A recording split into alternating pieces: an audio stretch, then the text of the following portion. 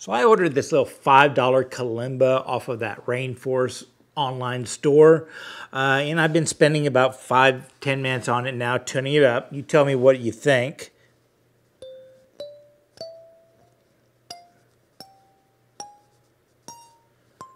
The A is a little bit off because, you know, for $5, they actually sent me 2 of the same keys. So I've been kind of doing it a little bit, modifying it.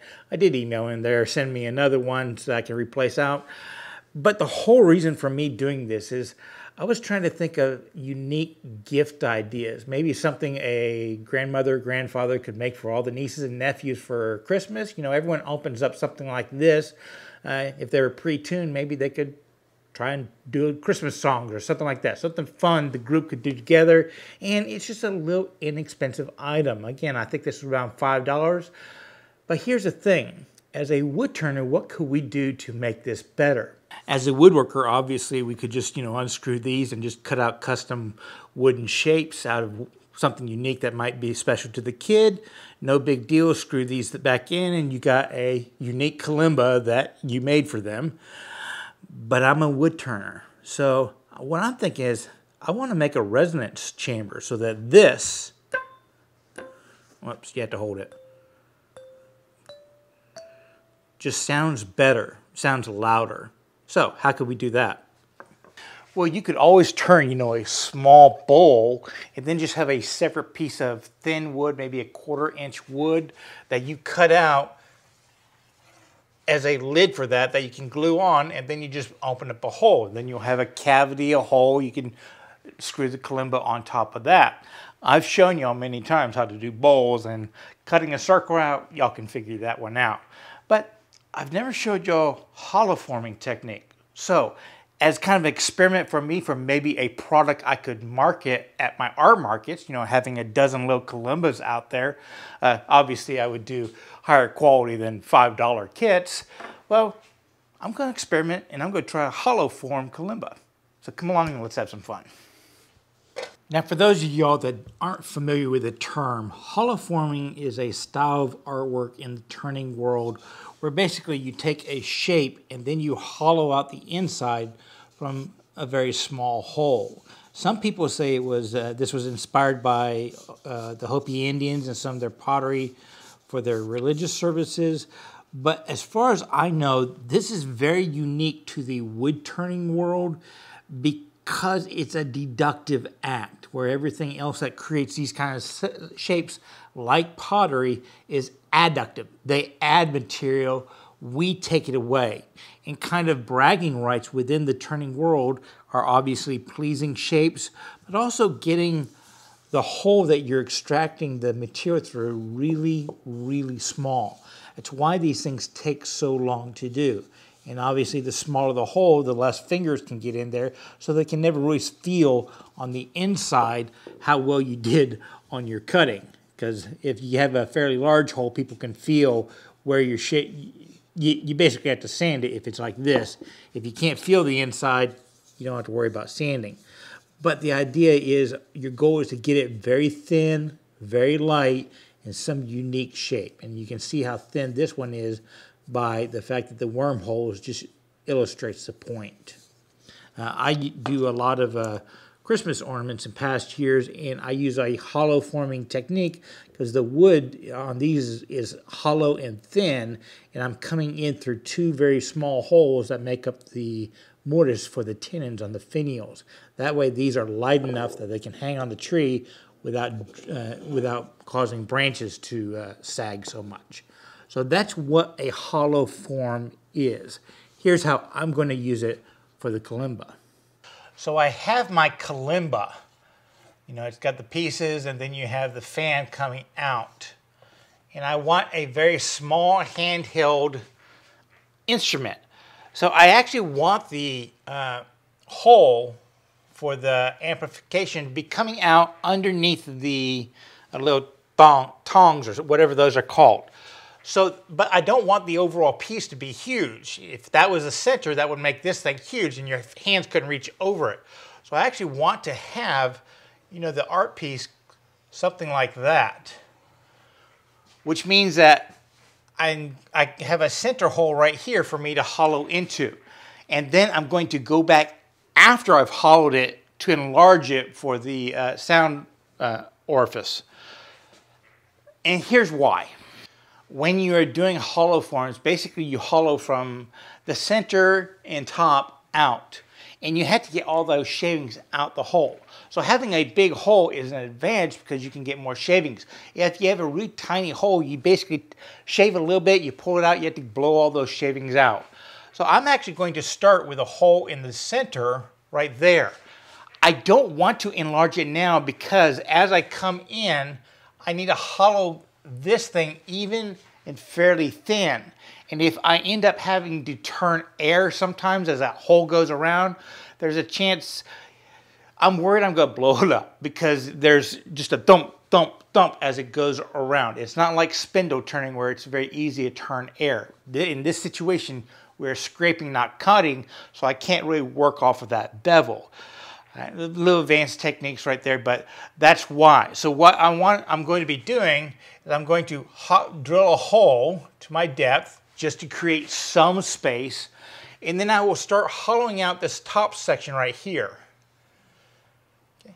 Once I get that top section done, it does make sense to go ahead and enlarge that hole just because you can get the shavings out, because I'm not going to be touching it anymore, and then I can hollow out the rest of the shape.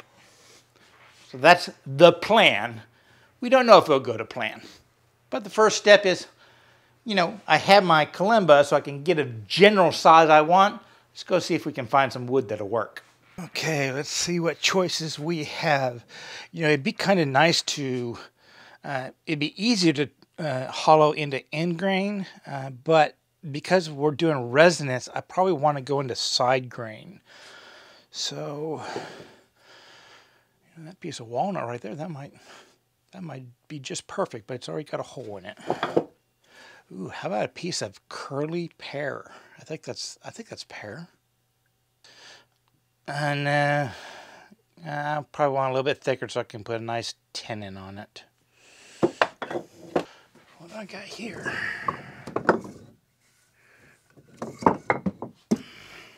Here's a piece of pecan. Yeah, let's try that. Obviously, I won't be using all of it, but you know, I can cut off this corner right here and still use this for other stuff and that for boxes and other things. But it's got enough thickness that I can put a tenon on it on the bottom and then hollow in on the sides and have enough of a shape so you can hold it in your hand and pluck on it. It won't be too big, in other words. Yeah, this will work.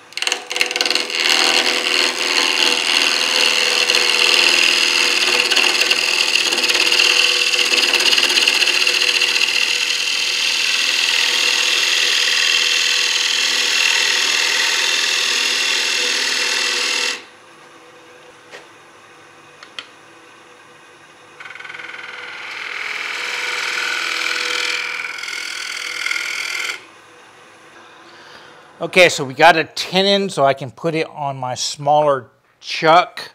It is a bit of a pain to have to swap chucks out, but you could have done it between centers, but I just find this easier. Probably not the safer way, but easier. I made sure that I put the appropriate dovetail on it so it will fit on the jaws of my chuck. I also made sure that the face was flat so that it would seat on the base of the chuck, because the face of the chuck, because the jaws aren't what keeps the chuck, the wood in the chuck. It's seating on the face, and I cover that in other videos I've done. So now let's get it round.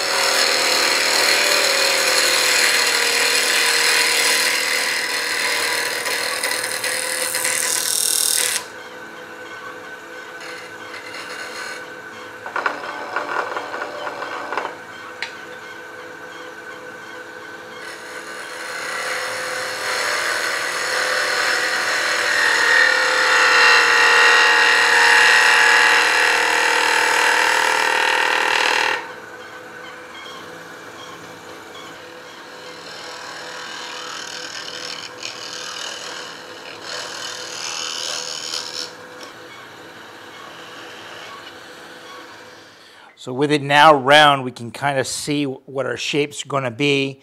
And a couple points I want to focus on is the screws. I don't mind if this top section over here hangs off a little bit, but I have to have the screws in these bars that kind of squeeze the kalimba in good solid material that I can't really hollow that much off of.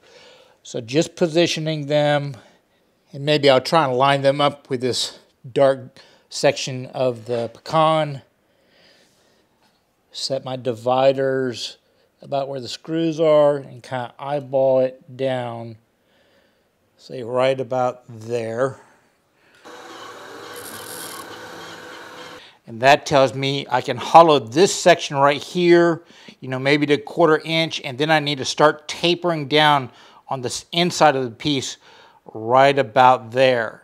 So that I can leave flat, and I can shape from about, I'd say about here down to get whatever shape I want with my kalimba. So I'm actually going to shape the outside first and then work on the interior, or some of the outside. So I think a nice shape would be just kind of rounding this section off right here a little bit. Granted, I'm going against the grain, but I'll take it smooth. So maybe I'll get a nice cut.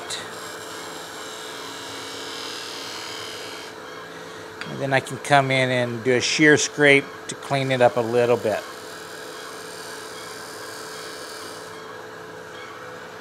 And from there, I'm just going to begin rounding it down so that eventually I can just have a round bottom on this.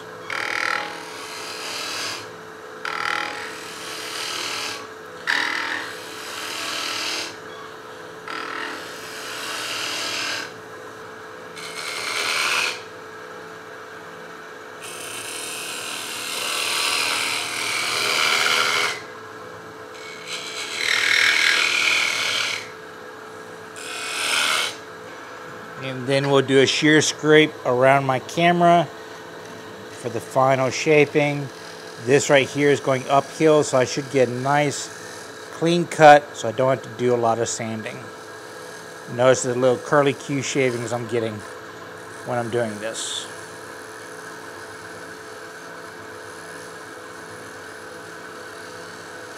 What I'm looking for is no shadow line. See, there's a little bit of a shadow line right there. Ideally, all those would go away when you're done shear scraping, so that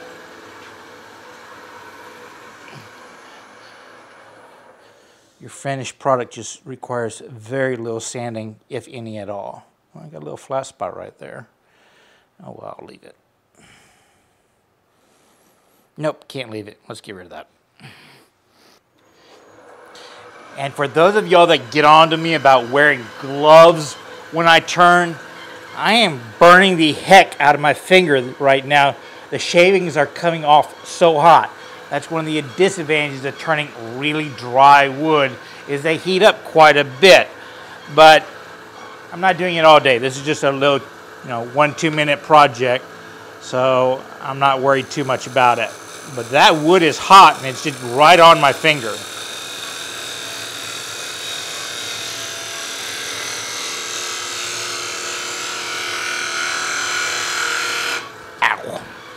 And this would be the time I start at least doing all the sanding on the outside, so I'll be done with that portion of the process, except for the very bottom. And I'm starting at 320.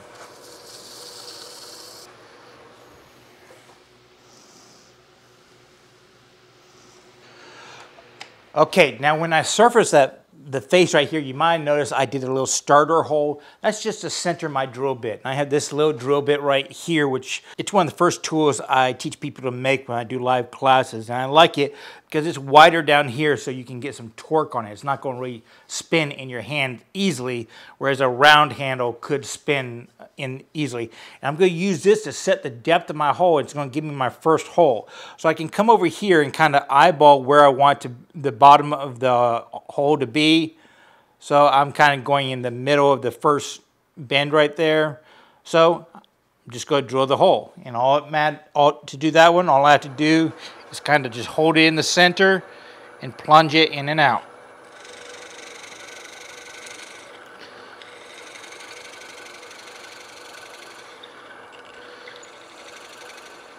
There we go.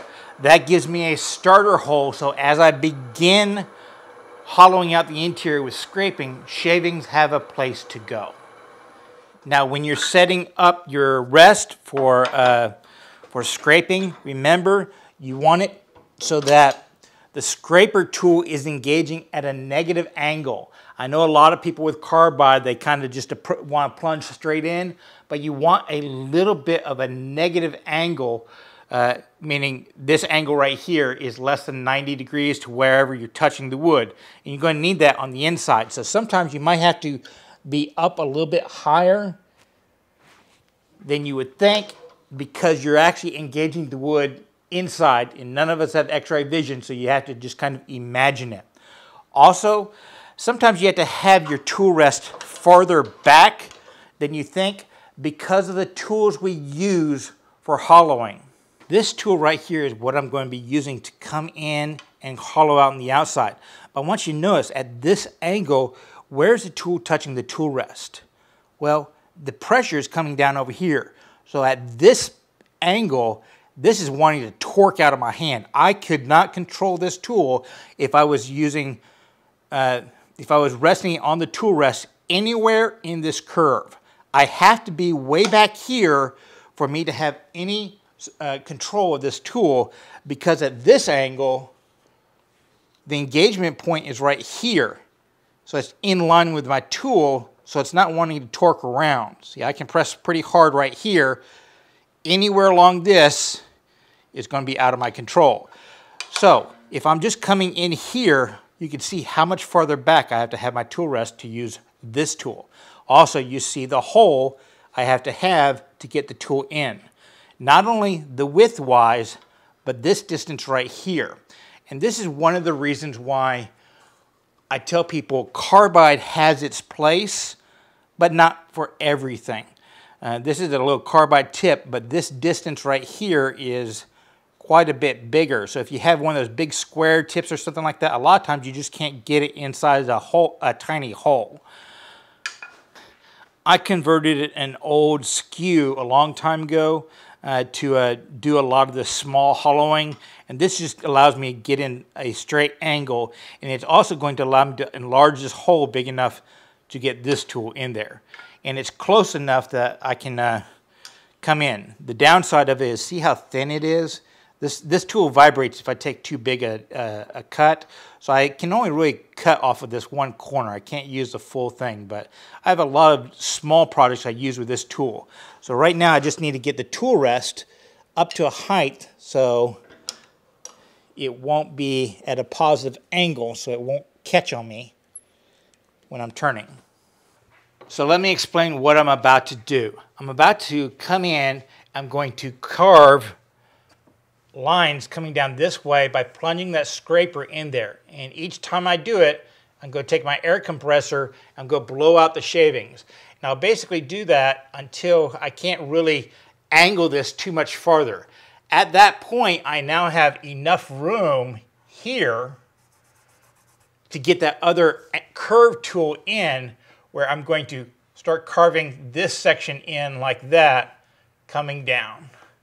And then I should be able to make the full cut, eliminating the whole aspect. That's the goal. Unfortunately, it's going to look really boring to you because all I'm doing is sticking something in a hole and blowing out the dust. It should go without saying that when you're doing this, go ahead and turn on your dust collector. And I had this fan up here specifically for it because it blows air this way, so all the dust that's coming out of it is going to the other side of the room where my dust collector is. So that's why you don't see me wearing a mask, because I'm stupid, but I prefer doing it this way. So I'm going to establish the exterior hole width. And then I'm just going to kind of plunge in at angles. Now one trick is to use either a Sharpie or blue tape or something like that and mark your maximum depth that you want to go from the rim. because as you're plunging into the wood, it's kind of hard to tell where you are on the metal. Having that line makes a big difference.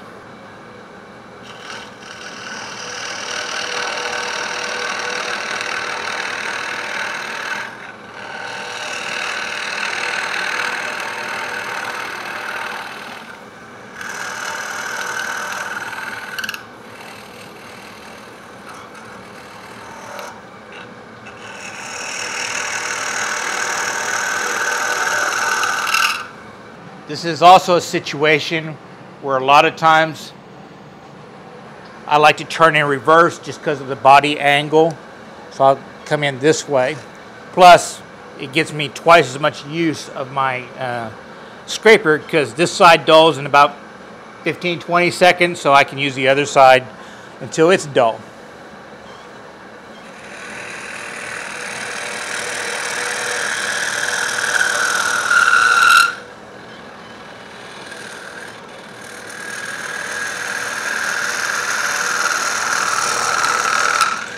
You might also notice that I twisted this a little bit. I'm now riding on this corner of the gouge right there because in order to get that negative angle, I'm twisting to get that negative angle of engagement. If I were to keep it like this, even though this is at a negative angle, the fact that that corner is touching up over here could mean it's positive. So having that little bit of twist makes all the difference.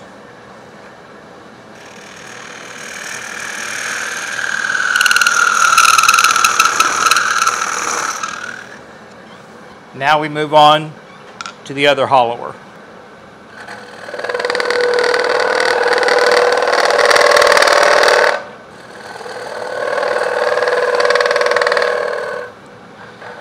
That might be all I can do with this tool. It might be even too big for this. One of the advantages of sharing a shop is I'm going to use this tool. This is one of my dad's. You'll notice that when you hold it flat, it's got a slightly negative angle on the tip. I don't know if it'll work, but I would really like to get underneath this right here so that this will resonate and make a nice sound. And this is the kind of scary stuff because as I enter, I'm on that curve and I'm not going to hit the flat until I'm where I'm cutting.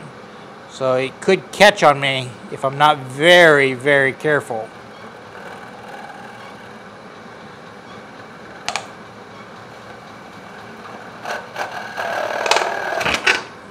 See, there we go. That's not going to work either. I do have this little beading tool. It's used to turn rings. It's got a little bit of a hook on it. Can you see that right there? I'm going to do that one just to get as far in as I can. But after that, I'm going to call it quits. Now, there is an old school technique where you could use hex keys to get into these small stuff. Basically, turn a hex key into a scraper. But I'm still experimenting to see if I even want to do this project for mass production, so I'm just going to do this and call it quits.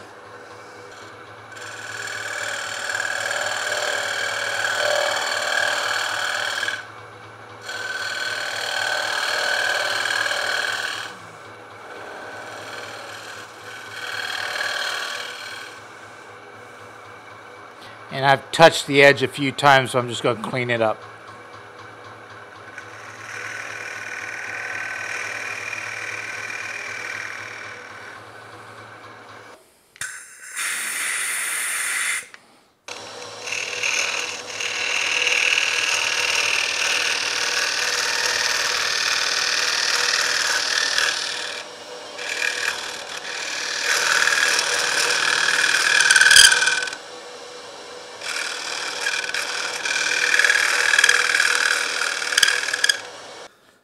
So that's about what we're looking at.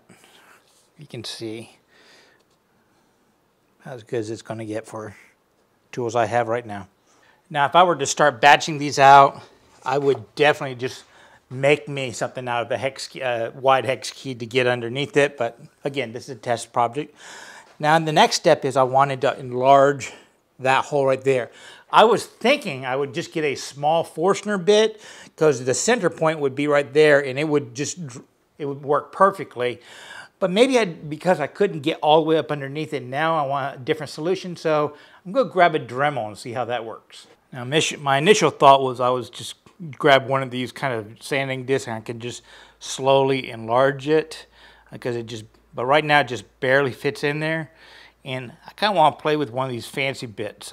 Dad bought a bunch of them. He doesn't really use them too often, but they're used for carving. So I've got it hooked up into a Dremel. We're just going to slowly enlarge the thing. I've got it on my tool rest, my hand on my tool rest to brace it.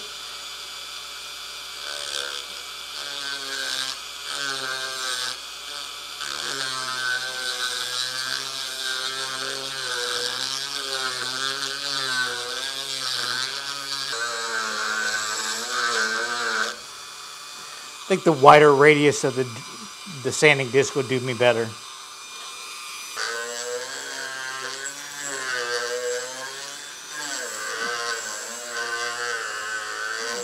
So next I'm going to work on finishing maybe another 3/4 of this curve so I get a nice round bottom on it. And based on my depth of the inside right there, you can see it's right at that line. So if I just finish that curve, I should have it the thinness I want, at least on bottom, if not the sides.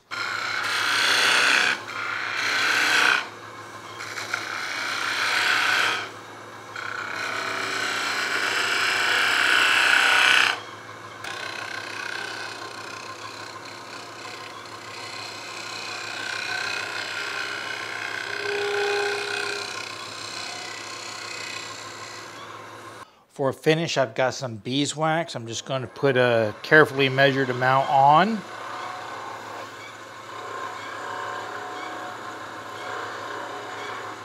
And then I'm going to put a little Mahoney's oil, which is a walnut oil, just a little bit more refined, onto my wax rag. And that should be enough.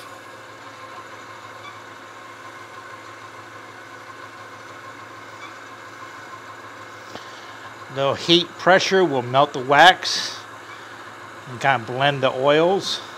Notice I'm not wrapping it around. I'm just kind of holding it underneath with my thumb right there, pressing forward. That way, if anything catches, the rag just goes away.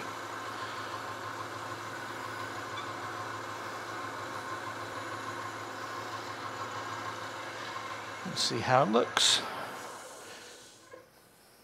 Pretty nice.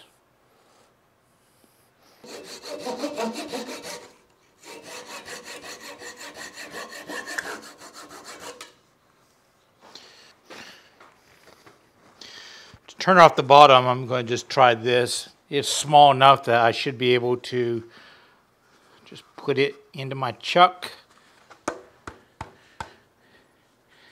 Snug it up a little bit, not too much. And then we're just going to take some light passes to get that off. Now, when you're doing stupid stuff like this, the trick is to A, have a freshly sharpened blade, B, take very light cuts, and C, use the bevel, press back into the work. Just don't glide over it. This is one of the rare times you want to put a little pressure on the bevel instead of just gliding with it. There is a chance you'll bruise the wood a little bit, but we're being stupid, so let's do it this way.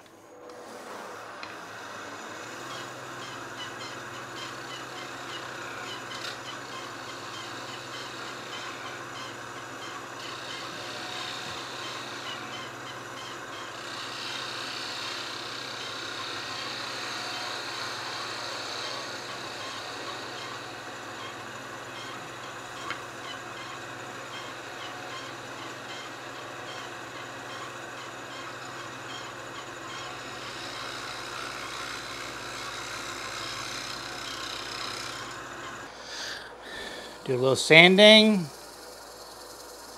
reverse directions to get on the last grit at least. Crank up the speed and add your finish. And voila, the bottom's done. Now the last thing we need to do before screwing this all together is make the screw holes, which I have this right here set to the center of the screws, so that'll be easy to lay out. But you'll notice that we have these two rods right here. They have a slight groove that holds them steady, so we also need to make those grooves for the rods. To do that one, I'm just going to use a chip carving knife. You can use a V carving knife. You could use just about anything to make a little groove. You could even use that little grinding wheel if you wanted to do them. So I'm going to start with the first one and then go to the second one. I've already got this set, so I'm going to go ahead and disassemble this to get that distance right there.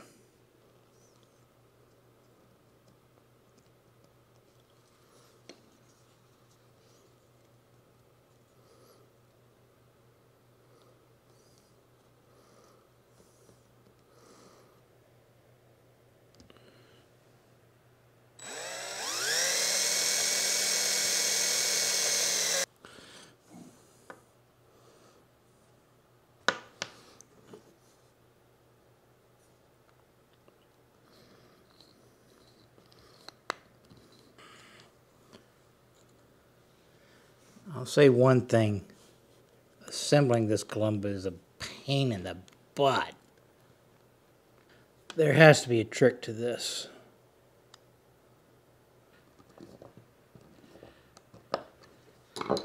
Ah, I got these two backwards.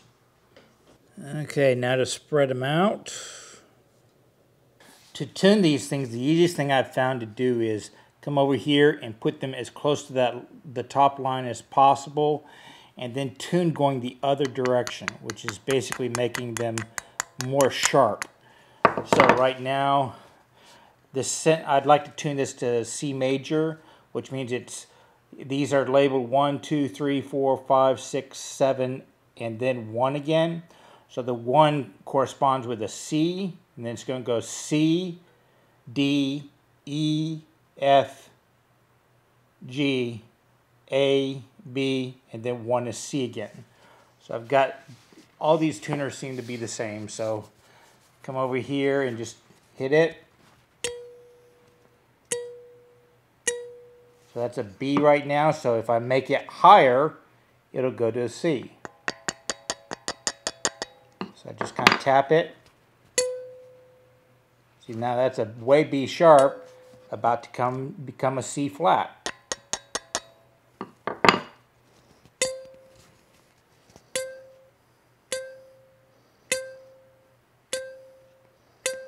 See, that's now a C, but it's just a ever little bit sharp. So if I wanted to, I could come over and probably tap this side a little bit. Oops. And just working your way back and forth until you get all the tunes close. I'm not going for perfection here. I'm just looking for close. I am finding making adjustments, as long as you start with the center and you work your way out, it's easier to tap with just a screwdriver instead of my hammer.